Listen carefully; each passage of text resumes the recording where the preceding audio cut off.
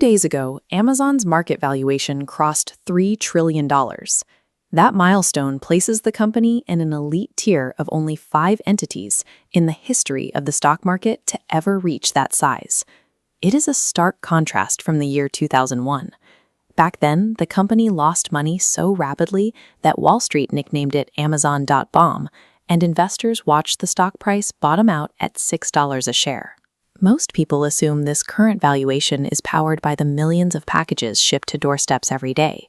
But retail is a notoriously low-margin business where profit is measured in pennies. To understand the $3 trillion valuation, you have to look past the warehouses. Amazon reached this height by building invisible internet infrastructure while looking entirely foolish to the general public. For years, Wall Street analysts mocked their decisions as reckless. But that willingness to be misunderstood for decades became the actual foundation of the modern empire. In 1994, a 30-year-old Jeff Bezos saw that early web usage was growing at 2,300% a year. He moved to Seattle and began selling books out of a garage on the hunch that almost anything built on that growth curve would eventually scale. Throughout the late 90s, the company's revenue climbed, but Bezos plowed every available dollar back into physical warehouses and distribution networks, meaning the profit line stayed at zero. When the dot-com bubble burst in 2000, that lack of profit became a liability. The stock price plummeted, and financial publications began writing obituaries for a company they believed would soon run out of cash. Amazon didn't retreat. Instead, in the middle of the crash, they made a decision that looked self-destructive. They opened their website to direct competitors, letting other merchants sell products right next to Amazon's own listings. This third-party marketplace allowed the catalog to grow infinitely without Amazon paying for more warehouse space. They provided the platform, and in exchange, they took a cut of every third-party sale. In 2005, they doubled down with Amazon Prime, offering unlimited 2-day shipping for a flat annual fee. Analysts focused on the shipping costs, calling the move a certain path to bankruptcy.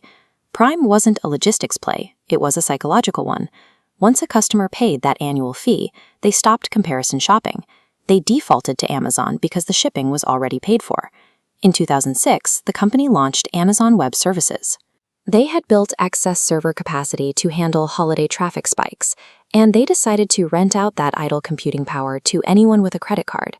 This move single-handedly enabled the startup boom of the 2010s. Instead of buying expensive hardware, entrepreneurs could rent world-class computing power by the hour, scaling their costs exactly as they grew. These decisions shifted Amazon from a vulnerable storefront into a multi-layered platform. They became a system where other companies provide the inventory and the computing demand, while Amazon simply collects the fee. By the 2010s, the financial disparity was undeniable. While the retail business grew, AWS was providing the high-margin profit that the bookstore model never could. AWS became the cash engine that allowed the company to weather market downturns and execute $14 billion acquisitions, like buying every Whole Foods location in North America. The company's true priorities were revealed in 2021. When Jeff Bezos stepped down, he handed the CEO role to Andy Jassy, the executive who had spent his career building and scaling AWS. This brings us to the recent $3 trillion valuation. This milestone reflects the surge in AWS infrastructure required to train and run artificial intelligence models. Building an empire of this scale required the patience to build unglamorous infrastructure for decades.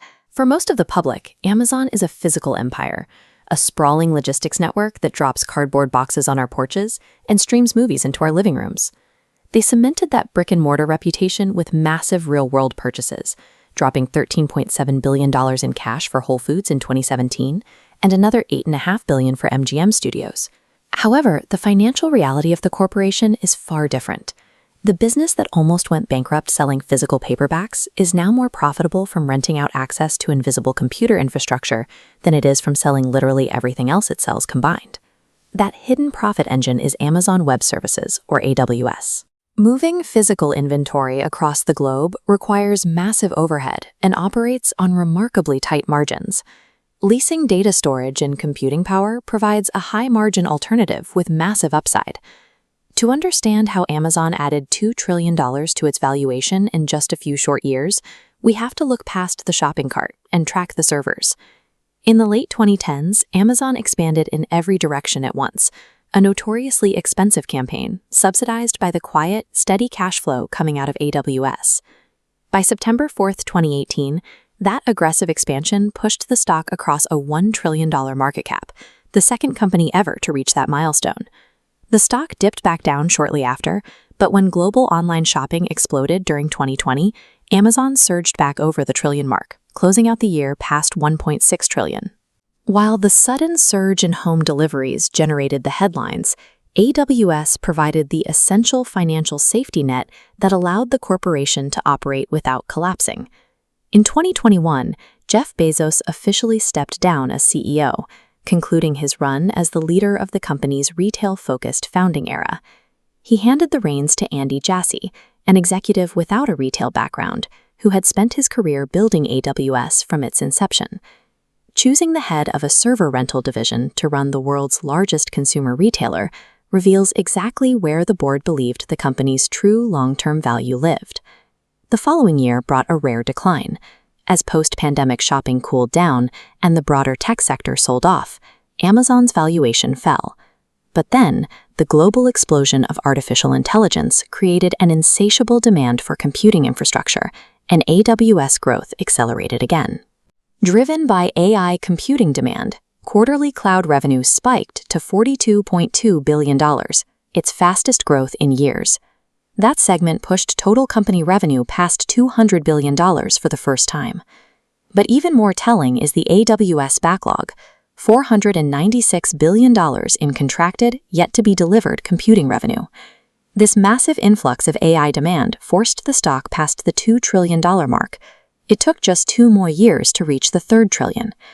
AWS has outgrown its status as a side project. It is the sole catalyst and bedrock of this $3 trillion in value. Zooming out across 32 years of history reveals a recurring strategic pattern, with AWS serving as its most significant example. The company routinely makes moves that look embarrassing in the moment. First, it was the third-party marketplace, where they invited their direct retail competitors to sell products on their own website. Next, it was prime shipping, a logistical commitment that lost money on paper and baffled Wall Street analysts. AWS represented the culmination of this pattern, a spare server project that the mainstream news completely ignored. Years later, the features that looked like massive distractions turned out to be the unshakable foundation of the entire empire. Amazon reached a $3 trillion valuation by weaponizing patience. They spent decades looking wrong on purpose, while building the scale of infrastructure that few others had the stomach to build.